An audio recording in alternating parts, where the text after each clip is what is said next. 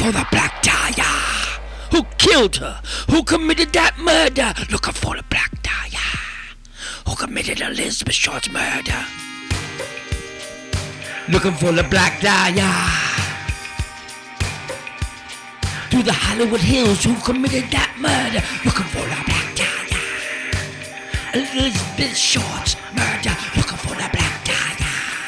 Here to find out who killed Elizabeth Short, not just with a bunch of facts to retort. Elliot's Passantino's history of her on tour, going from Los Angeles shore to shore. Now on the spot in those for these, with facts you can't find in Netflix documentaries. So please appease how I'm on the spot to find how Elizabeth Short got what she got. So, 2 years ago or so, I arrived here at the Southern House, designed by Frank Lloyd Wright Sr., sometime in the 1920s, to talk about how the Black Dahlia, Elizabeth Short, was believed to have been killed here inside this house's basement by George Hodel Sr., a very shady LA surgeon, an abortionist for crooked LAPD cops and associates of Mickey Cohen and other celebrities. So I did a whole piece that it was in the Southern House here on Franklin that George Hodel Sr. might have killed Elizabeth Short, the Black Dahlia victim, in January of 1947, and dragged her corpse into a car, exiting out of the driveway to go downtown to drop it off to be found in January of 1947. So, guess what, people? All that's wrong. And as a historian, I'm always the first to admit I was wrong. So, here to say that despite lots of evidence that nasty things happened here with members of John Huston's inner circle and Man Ray during the 1940s, recent things have come to light. Thanks to British author Piu Eatwell's latest book on the Black Dahlia, I have many more facts and evidence on hand to believe that it was not here that Elizabeth Short was killed in January 1947 by George Hodel Sr. So instead of concentrating on this anymore, we're not going to go downtown across LA to various murder sites connected to the tragedy of the Black Dahlia murder.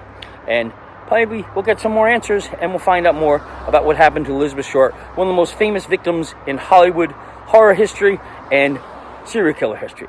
Somewhere around 6:58 a.m. on the very foggy and damp morning of Wednesday, January 15th, 1947, Bob Meyer witnesses a 36 or 37 dark Ford sedan drop something off in the weeds of an empty lot once here at 3925 South Norton Avenue. So, it's here on January 15th, 1947, between 5:30 and 10:30 a.m., that Betty Bersinger, walking along with her young daughter Anne, comes across what looks like a dissected mannequin lying right here in the road. And upon close investigation, she discovers that this is Elizabeth Short. Elizabeth Short, a 22-year-old aspiring actress who had already many suspicious boyfriends from here to Camp Cook over the course of 1946 to January 1947. Before long, the body's called in, and onto the scene converge the LAPD, with crooked cop LAPD Sergeant Finis Brown, here on the spot, along with reporters Will Fowler, and, of course, star reporter, Herald reporter, and editor Agnes Underwood. They, along with star Herald Express reporter Agnes Underwood, quickly realize that the mannequin is, in fact, a naked woman, bisected at the waist with slashed breasts, bastion head, lacerated Joker-like ring, and rose tattoo-covered piece of thigh inserted with pubes into her vajayjay.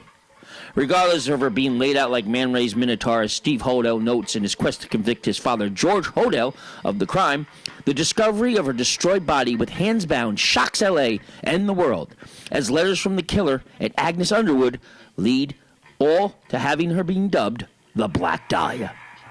While Underwood's experienced crime reporter remarks the body showed sadism at its most frenzied, the worst butcher murder I was ever assigned, LAPD identified the body as Deanna Durbin, a.k.a. Elizabeth Short, former fiancée of Flying Tigers airman Matt Gordon, and eventual basis for the archetypal figure of the doomed Hollywood it girl. So, I'm driving the route that supposedly George Hodel Sr. Was believed to have driven on the morning of January 1947 between 5:30 and 10:30 to drop Elizabeth Short's viscerated, cut-up body in downtown LA. And I don't buy it. I'm sorry. Now I'm doing this popular held theory, held for years upon years, that he killed her at the South and Frank Lloyd Wright house and then drove her all the way down. It's crap. I'm sorry. There's no way. If you're an anal, obsessive, compulsive serial killer that freaking did horrendous things even with your own daughter, which George Hill Hodel Sr. definitely did do, I just don't see you driving with a cut-up victim in your trunk this freaking far. It's taken 26 minutes, it says, just going by the GPS. Now, I know there's no GPS in January 1947, and I know there wasn't a lot of this stuff in January 1947, but I still highly doubt that any serial killer is going to drive a 27-minute drive with a cut-up girl in his trunk. Like, I just don't get it. So, again, I'm shooting down that properly held theory, and I think I'm going more and more with Piu Eatwell's theories, which, again, we'll keep getting into as our journey continues across Black Dahlia, LA. So, we're here at 6020 Carlos Avenue, though the GPS doesn't say exactly that we're here, but it's either in this building here or maybe even in this building here that in 1946 and 1947, Black Dahlia famous legendary victim Elizabeth Short lived with Ann Toth, her roommate, and voluptuous tall Lola Titus. They both lived, or all three girls lived, in one of these buildings owned by famous Danish gangster Mark Hansen, who at the time in the 1940s ran the LA mob scene along with the famous Mickey Cohen. We all have heard of Mickey Cohen from various crime novels, crime books, especially LA Confidential. He plays very centrally into the plot of LA Confidential. And so it's somewhere here. Again, it could be this building, or it could be that way. Some people go this way to look for Elizabeth Short's old address. Some people go that way. But it's definitely on this street that Elizabeth Short lived with roommates Ann Toth and Lola Titus, who would later go on to testimony with the LAPD, giving some clues to the still almost completely unsolved Black Dahlia murder case in 1947.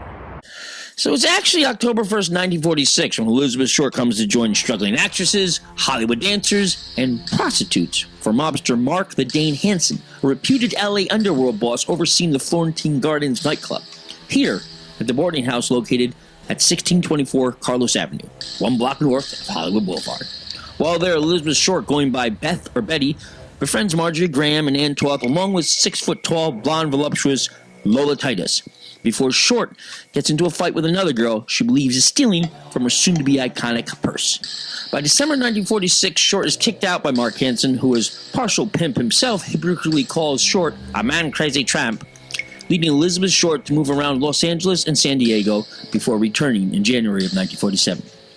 3 years later, Mark will be shot by Short's friend Lola Titus at the Carlos Avenue boarding house because Lola Titus, at that point, believes, along with the rest of history, that Mark had a hand in the murder of her friend.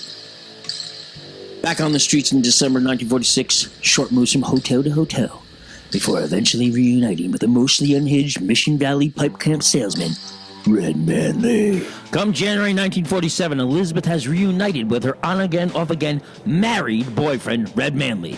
But Red, in the days leading up to her disappearance and eventual murder, is observing Elizabeth be acting unhinged, going from dancing all night jubilantly to suddenly shivering, distant and cold, in the corner of their hotel room. Acting more and more like she was being followed by someone or a gang of people, Elizabeth has Red Manley bring her to a Greyhound bus locker down near Olive Street in downtown LA, where she drops off her soon-to-become iconic bag and address book after lying to Red that she's meeting her sister coming in from Massachusetts. Concerned from her, Red takes Elizabeth Short to the Biltmore Hotel, where they have 2 drinks before she leaves to freshen up in the ladies' room of the Biltmore, and then disappears forever into the fog of Olive Street in downtown Los Angeles at 6:30 p.m., January 9th, 1947. Now, most experts on the Black Dahlia know that the story really doesn't end here, but I'm not going to go any more into it, because you can go down many, many roads in Los Angeles looking for the ghost of Elizabeth Short, or answers to who killed her, and ultimately drive yourself mad. To learn more about what experts like Piu Eatwell, author of the Black Dahlia book that this documentary is based on, or even what I myself think about what happened to Elizabeth Short and who killed her, come see my History of Horror lecture series in person this year. I got to the bar that they say Elizabeth Short had her last drink, and it's closed. Last call was last night. So, one could just surmise and imagine this is where she spent her last drink. And no matter what, you can see by the amazing scenery and deco around me that looks familiar to Ghostbusters being shot here, and plenty of other Hollywood blockbusters. So it's still pretty cool just to sit here for a second and take in Hollywood history and its mysterious dark past as well.